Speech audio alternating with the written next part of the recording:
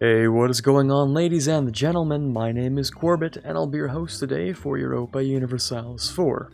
Welcome back to episode 14 of our Identity Crisis campaign, where last episode we played as Luwu, which has successfully defended against the Dutch and even managed to take a province himself, and then we head all the way over to Transoxiana and created the Neo-Mongol Empire. If somehow at this point you're new around here and you haven't watched any of the other episodes, then I do suggest you go back and watch a couple if you're interested in the lore behind this world so far. Although each episode we do something unique, so it's not required in order to continue watching. Or if you have been following along so far and you have been enjoying this series, then I recommend you go ahead and subscribe, and of course, hitting the like button would be a massive help. But with that out of the way, let's see what nation we get next. And we get Partaguara. Now this is an interesting scenario. You see, I remember mentioning that I didn't want to do any native nations, but Partaguara here is a little bit of a unique case. This is one of the most fascinating cases where the AI actually manages to fully reform as a native, but not only that, but we managed to swap religions to Catholic, and we managed to grab a little bit of tech, most of the institutions. I mean, of course, we're still behind on tech to a degree, but it's generally not that bad, and I'm willing to go ahead with this nation. Starting off from the top here, we're actually a republic, which is amazing. That gives us a huge opportunity to make an abundance of points if we do this correctly. Now, we don't have too long, so I'm really wondering what we're going to be able to do here. Looks like we've taken plutocracy. Yeah, that's really not a good idea for us right now, actually. The thing about plutocracy is that we can make, trade cities, trade leagues, trade posts, and all that, except, well, we're really the only nation down here that's independent. So I think I'm gonna go ahead and swap us over to an oligarchy, actually, because that has a short-term duration, and the shorter your term duration, basically the higher number of points you can generate because your rulers don't die as quickly. So now a couple of our other things have changed here. Now we can pick our frequency of elections, which of course I'm going to be reducing because the length of the election term will allow us to save points, but also we'll be able to elect every 3 years. Electing every 3 years will allow us to build points faster, and therefore we can have higher points gained per month. On top of all the things that we've taken so far, I think it would be better to swap the presidential system for parliamentarism as well. That'll give us the parliament, which is immensely helpful for what we're doing anyway. Having a parliament will allow us to every now and then get a couple of bonuses, and each seat will give us a production, tax, and manpower modifier, which are all very useful. Alright, let's distribute a couple of parliament seats. Okay, 7 seats in parliament. Let's see what kind of debate we can get up to. Okay, I think it would be a really good idea if for the next 10 years we focus a lot on our technology cost, because yeah, we could really use some better tech. Especially admin and diplo. Okay, nice tech cost just to start with there, and we'll take the next mill tech because that is tech 23. Very important that we have that. As for our ideas, well, let's be honest here, these are pretty terrible ideas. I'd say like maybe half of these are terrible picks. In fact, the only one I would agree with is maybe defensive, possibly trade. I would have personally gone with economic for a nation like this. It's not like much trade comes by this way anyways, it's just like 15 ducats a month, really. So it's not super lucrative in trade, however, the development could have been amazing for production and such. Of course, we're going to want to conquer Brazil here, and to do that, we're going to need to be able to convert all of their provinces as well. Our missionary speed is not that great, and we do get plus 2% against heretics, but of course you're going to want that to be faster. So we're going to keep the religious in this case. However, I am going to be getting rid of trade because we don't really have that much trade. Of the things I will be getting rid of though, I'm going to be getting rid of offensive. I'm going to be replacing that with quantity. And I think I'm going to get rid of espionage, and I'm going to replace that with economic. Espionage has, and I mean this in the most literal way possible, no use right here. The only thing that it's useful for right now is literally the yearly corruption. So whenever I have enough points, I am absolutely going to be getting rid of espionage here. The only reason I'm not getting rid of it right now is because we'll have decreased diplo cost on our tech here while we still have it. But towards the end of this 10 years, I will definitely be getting rid of it. And of course, because we're Catholic, and we happen to have a little bit of inflation, it will probably be a good idea to go ahead and give ourselves that forgive usury. Oh yeah, we should definitely be hiring more advisors as well, that's for sure. We're going to want that production efficiency, and we're going to want that trade efficiency. Okay, let's work on rooting out some corruption, and let's fix the army a little bit, which will give us 25 in the front row and 6 in the back row.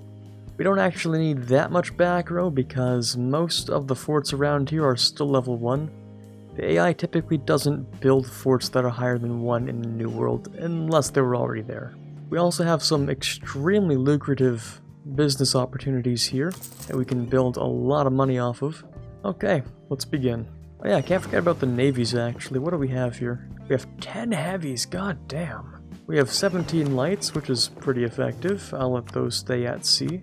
I think I am going to be mothballing these though. We don't have much of a use for a fleet right now.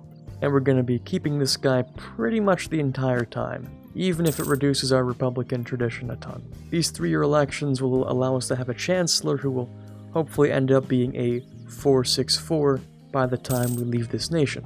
Okay, let's get a little bit more money. There's really not too much we can do on this nation, other than try to tech up and do the best we can. As for conquest, it's going to be a little difficult, although this land doesn't really cost that much to take, so we might be able to do that. Okay, next admin tech. And now I don't pay anything off of rooting out corruption, which gives us a whopping 20 ducats a month. Rather impressive. I actually think just for the sake of being able to do something during this time period, I'm going to take out a couple of loans from the burghers that will allow us to build at least one manufactory, which will be worth 0.63 ducats a month. Now, the loans here actually have an interest of 0.45, meaning if I build that manufactory, we are literally gaining money off of the loans. So let's go ahead and build that. Okay, unfortunately we weren't able to be friendly enough with Norway, so we might give France a shot, but I think that's even less likely. Okay, with our improved economy, I think we can handle an improvement in our admin advisor here. And of course we're going to keep the same guy. But I think improving a couple of things, like adding a marketplace here, would be fine. Having a marketplace here would also be a good idea. Okay, let's go with that next Diplotech. Now, somehow British Brazil here has grabbed himself the Enlightenment in a single province. We can kill British Brazil and take that one province. That'll allow the Enlightenment to spread amongst our provinces much faster, and then we can embrace it ourselves. Now, I have been building multiple claims against British Brazil here that we can use to take various pieces of land. British Brazil also only has 14,000 troops. Okay, we're pretty close to grabbing that next tech. Let's raise the army. This war might end up taking a while, so I'm actually just going to declare next month. Oh, we actually just got a military cost decrease event. There we go. We got that Miltech, and I am ready to declare our war. Let's see what we can get done here. Oh, and it's new election time. Let's keep the same leader, of course. Now, British Brazil seems to have his troops up here in the north, actually, so I'm going to bring these guys up there. Okay, not a bad... Oh, well, I was going to say not a bad start. I was literally in the middle of saying not a bad start. Never mind. Very bad start. I lied. This is a really, really bad start.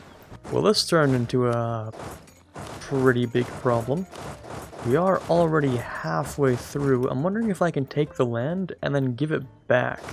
I wonder if they would accept that. It's always worth giving that a shot, right? I am, of course, going to have to occupy that fort first, which by itself is going to be a pretty big endeavor. A siege like this would practically take a miracle to work out, so we're just going to barrage it to get ourselves a higher chance on that. If we're fast enough, maybe I can make this work.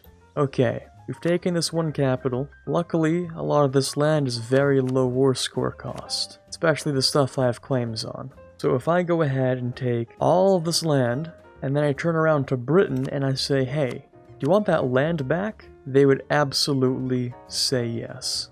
So I'm pretty much forced to offer up a little bit of border gore, but I mean, in the end, hey, we didn't really lose that much land.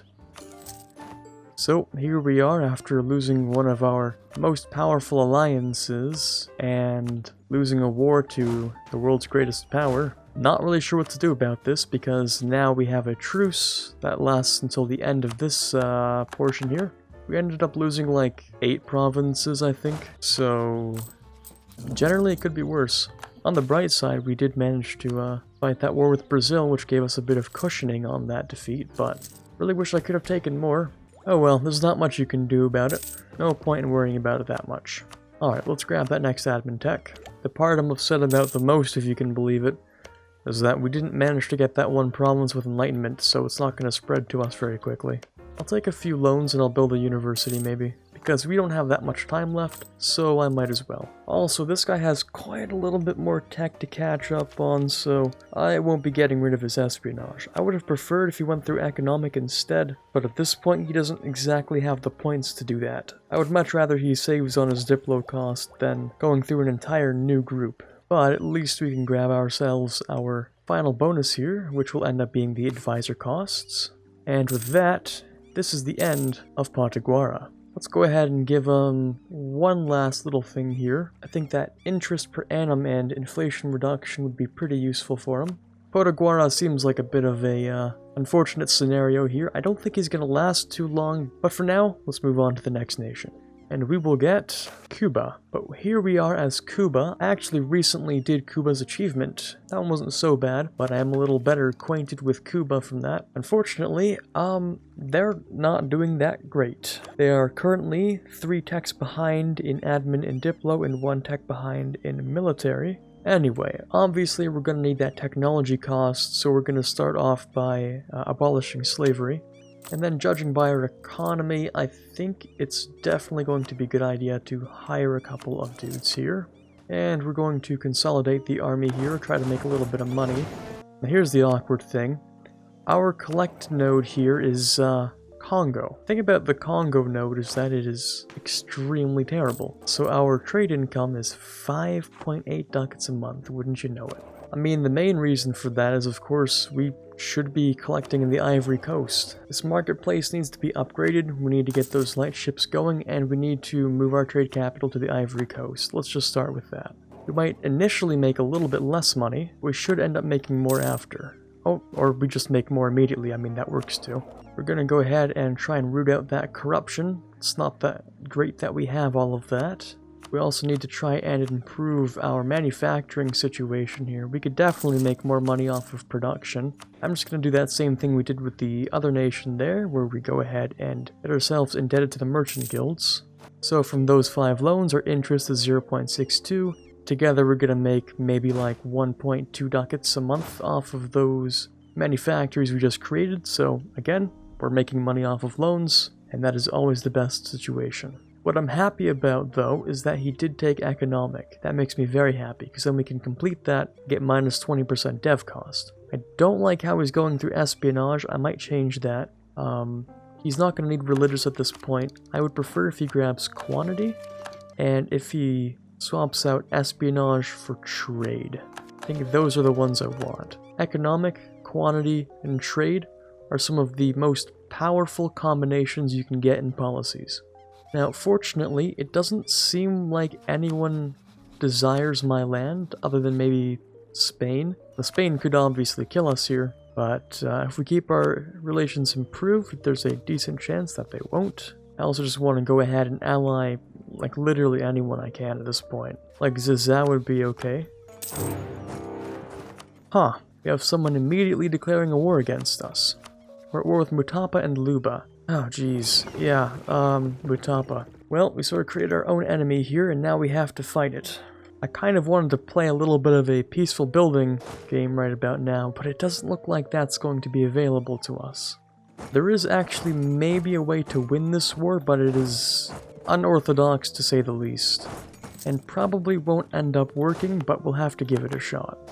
Mutapa has 133,000 men. That is far beyond what I can even field, what I could even dream of fielding. So the only way we'll ever be able to win this war is if I go to his capital, I burn it down, and we try our best to get him out quickly. Worst case scenario, he comes down and he kills me. We're pretty much doing that one AI strategy where we just basically throw at everything because we don't stand much of a chance. Best thing we can do, barrage his capital and pray.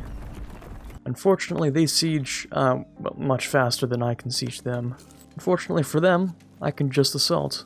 And there goes his capital. We're still rather far away from being able to completely siege him out though, so we're going to move on to the rest of his provinces. And hopefully he doesn't immediately barrage himself back down. Now the problem with what we're doing here is that he might actually, yeah, he might just step onto here and kill us anyway. However, I can actually just pay him off. I think I give like 2 provinces back to his ally, and that's it, and I'm okay with that. So we get Mutapa out. Cuba only has 10,000 men. I can defeat Cuba by myself. So Mutapa thought he was doing the right thing. He actually just doomed his own ally. Okay.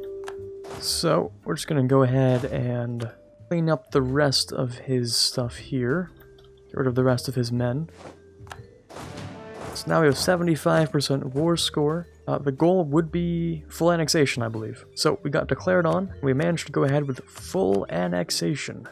I think this is the best possible situation. So now we are the ones who get to take the land.